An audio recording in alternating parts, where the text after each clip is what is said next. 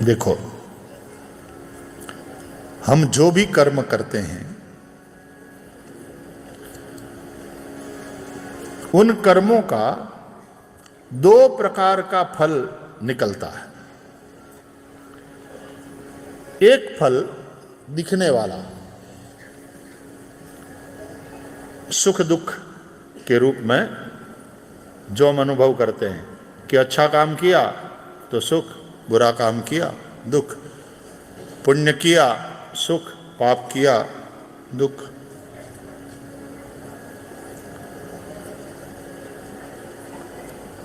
लेकिन प्रत्येक कर्म शुभ हो या अशुभ, अपनी एक अमिट छाप, इंप्रेशन हमारे चित्त पर छोड़कर जाता है। वो फुटप्रिंट्स मिटते नहीं हैं, वो अमिट छाप है। उस चित्त पर पड़े हुए फुटप्रिंट्स को, उस अमिट छाप को संस्कार बोलते हैं। उसका नाम है संस्कार। गुनाह करते करते, क्राइम्स में लिप्त होकर के चलो पकड़ा गया और उसको जेल हो गया, लेकिन उसके चित्त पर संस्कार बन गए ना वो, तो जेल से छूटने के बाद फिर से उसी में लिप्त, क्योंकि संस्कार वैसे बन गए। तो वो जो चोरी किया था, या तो हिंसा किया था, खून किया था, हत्या कर दिया था, उसका फल तो उसको मिल गया कि भाई 20 साल तक जेल में रहा। लेकिन जेल से बाहर निकलने के बाद फिर से अपराध की दुनिया में, फिर अपराध में लिप्त। क्यों? क्योंकि संस्कार वैसे बन गए। तुमने किसी को कॉल किया, तुमने किसी का कॉल रिसीव किया, तुमने किसी को मैसेज किया, तुम्हारी सारी प्रवृत्ति तुम्हारे सेल फोन में रिकॉर्डेड है। तुम चाहे फिर उस लिस्ट को भले ही इरेज कर दो, सारे मैसेजेस डिलीट कर दो, उसकी छाप कहीं ना कहीं है। इसलिए अपराध यदि किया गया तो फॉरेंसिक साइंस वाले, तुमने भले ही डेटा समझते हो कि मिटा दिया, हटा दिया, पूरा रिट्रीव कर सकते हैं, क्योंकि छाप छुटी हुई है, तुम्हारे हर एक्शन की छाप। बस उसी तरह तुम्हारे चित्त पर प्रत्येक कर्म की जो एक अपनी अमिट छाप है, उसका नाम है संस्कार। तो जिसके संग में रहोगे, फिर जैसे कर्म करोगे, तुम्हारे संस्कार वैसे बनेंगे। इसलिए कुसंग से बचो, अच्छी संगत में रहो, साधु संग करो, सत्संग करो। तो सत्संग से ही बुद्धि देवमयी होती है, वही देव की है। और सत्कर्म से ही मन विशुद्ध होता है, वही वसुदेव है। तो वसुदेव देवकी से फिर कृष्ण प्रागट्य, परमात्मा का प्रागट्य हुआ, और फिर उसकी रक्षा करने वसुदेव जी रात ही रात में निकल गए मथुरा से गोकुल। कल हम लोगों ने बड़ा 6 घंटे तक आनंद लिया। मैं फिर आप लोगों को प्रणाम कर लूं आज कि 6 घंटे तक जो आप लोगों ने कल तपस्या की है, बिना खाए पिए निष्ठा पूर्वक, और आप लोग नहीं बैठते तो हम कथा किसको सुनाते। और ये हमारे पागलपन को जो आप लोग सह लेते हो, वो केवल आपकी कथा प्रीति ही है। 6 घंटा कौन प्रोफेसर बोलता है यार। और फिर प्रोफेसर गाता थोड़ी, बोलने से भी गाने में ज्यादा परिश्रम होता है।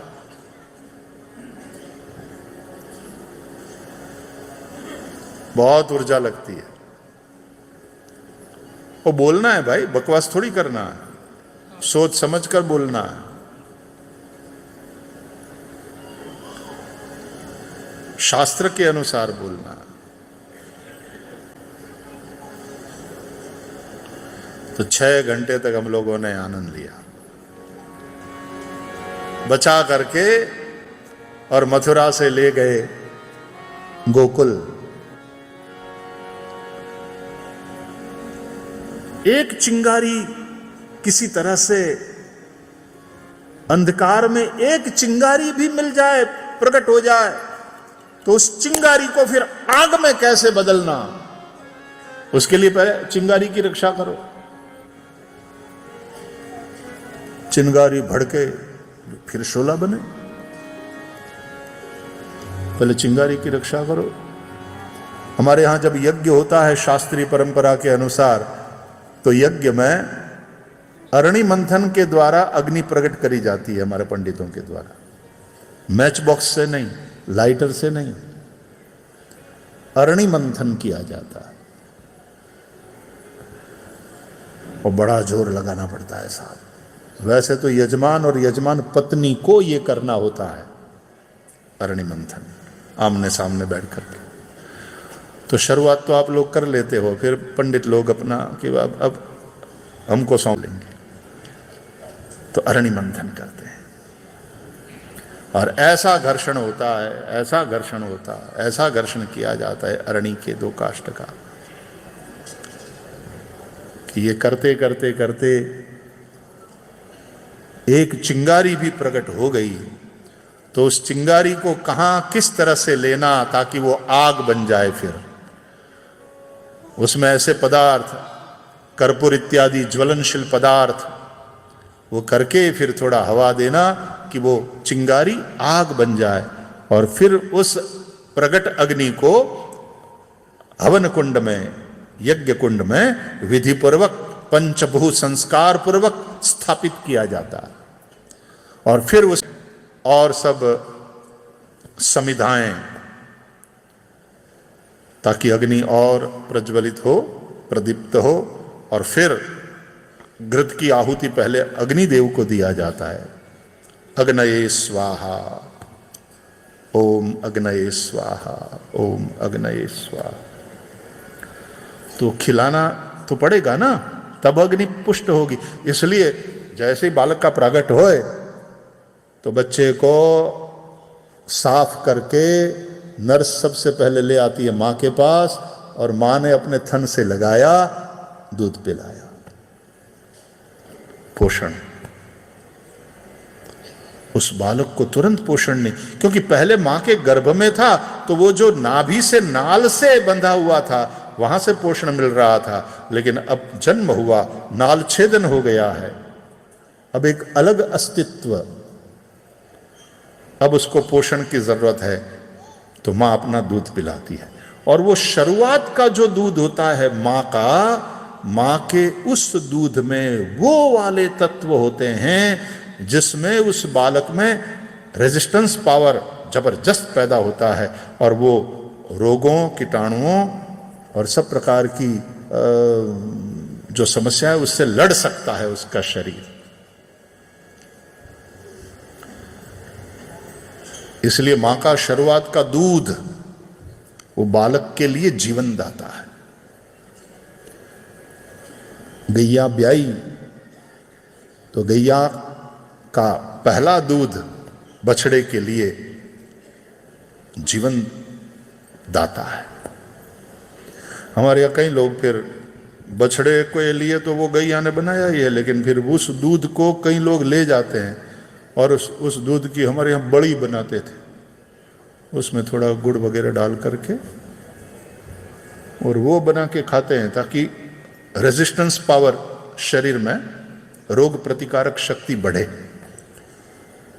क्योंकि 2 ही दूध हमारे लिए ज्यादा उपकारक है, या तो मैया का या तो गैया का। दो ही दूध है मानव शरीर के लिए उपकारक। तो गैया मैया, अपनी मैया भी गैया जैसी पवित्र, दीन, वत्सला, वात्सल्य से भरी। और जैसे गैया में सारे देवता है, सच मानो हमारी मैया में भी सारे देवता है। इसलिए माता की पूजा करो। मां में ही सारे देव हैं, मां में ही सकल तीर्थ है। इसलिए कहते हैं बड़े बड़े महापुरुष, तेरा स्वर्ग तेरे मां के चरणों में है। मां से बढ़कर के कौन? तू कितनी अच्छी है, तू कितनी भोली है, प्यारी प्यारी है ओ मां,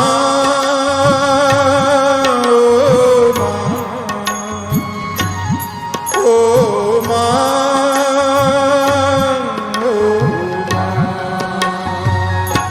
तू कितनी अच्छी है, तू कितनी भोली है, प्यारी प्यारी है ओ मां,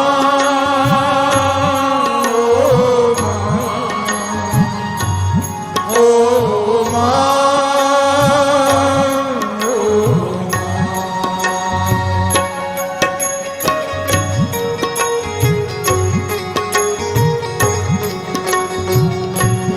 ये जो दुनिया है ये बन है कांटों का, तू फुलवारी है ओ मां, ओ मां, ओ मां, ओ मां।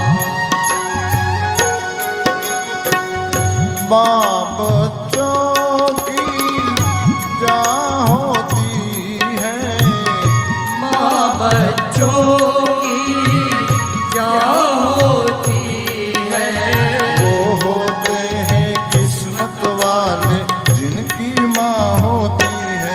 कितनी सुंदर है, कितनी शीतल है, न्यारी न्यारी है ओ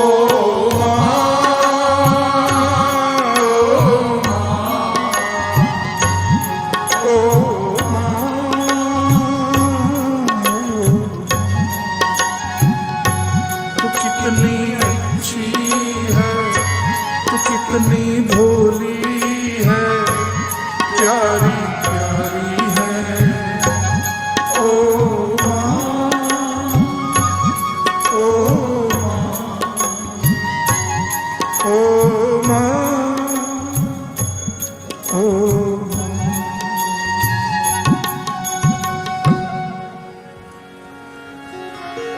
गाय में यदि सब देवताओं का निवास है तो हमारी माता भी सर्वदेवमयी है। गाय यदि तीर्थ रूप है तो हमारी माता भी तीर्थ रूप है।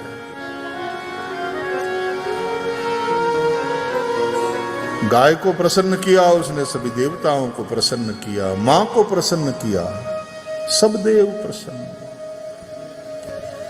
भगवान भी जब जब मां को माध्यम बना करके आए तब ज्यादा पूजे गए, मान्य हुए।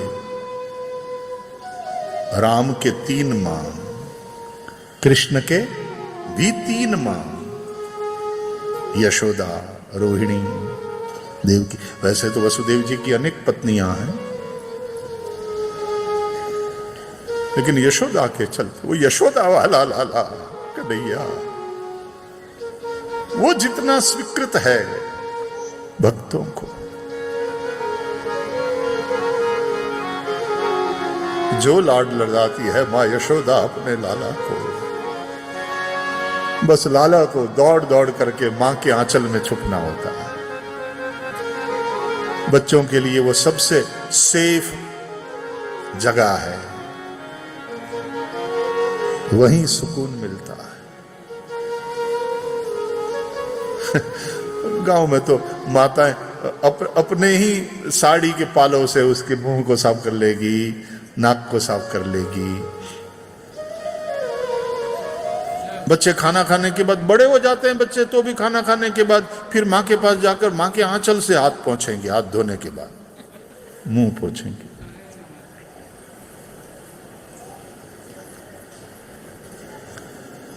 माँ के जिस साड़ी से आंचल पोंछे है, अपना मुंह पोंछा है, उस साड़ी को संभाल के रखना बहुत बड़ा संबल बनेगी माँ की वो साड़ी।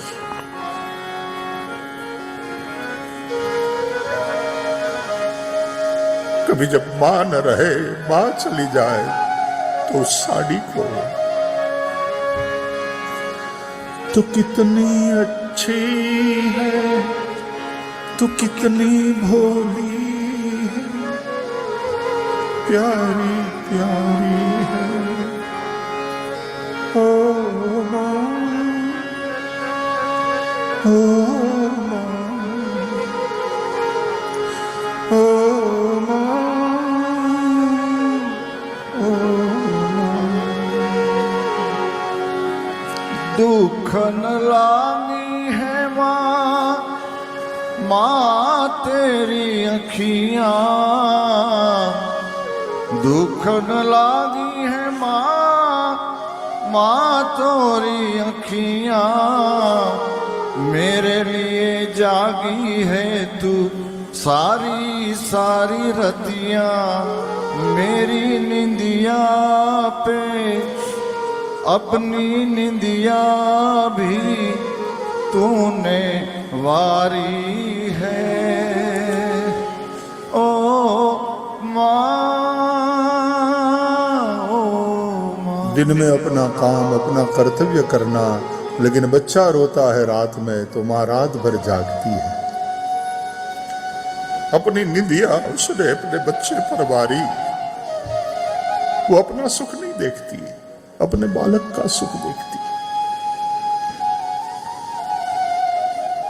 उस मां को वृद्धाश्रम में भेजने वालों को क्या कहने, ऐसी नमक हरामी को क्या नाम दे।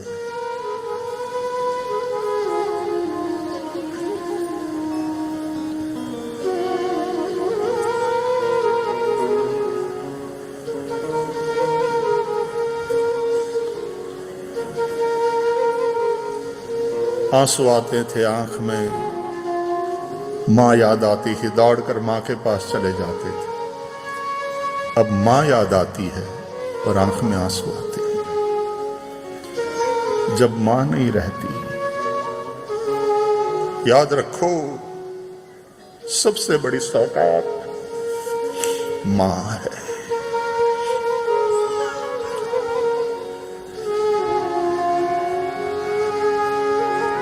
वो कितने भाग्यशाली होते हैं जिनके मां होती है।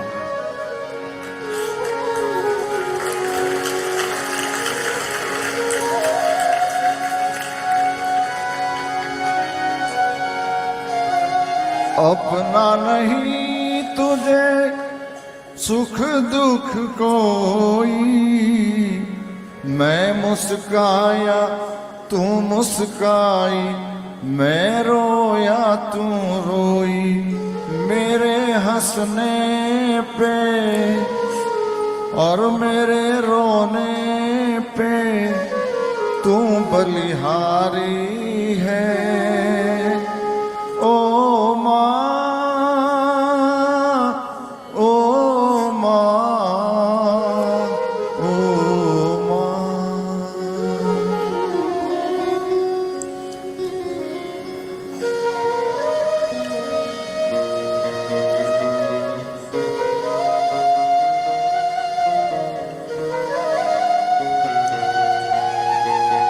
माँ बाप की सेवा ये सबसे पहला धर्म है। उपनिषद का मातृदेवो भव, पितृदेवो भव, आचार्य अपने गुरु, आचार्य देवो भव, अतिथि देवो भव।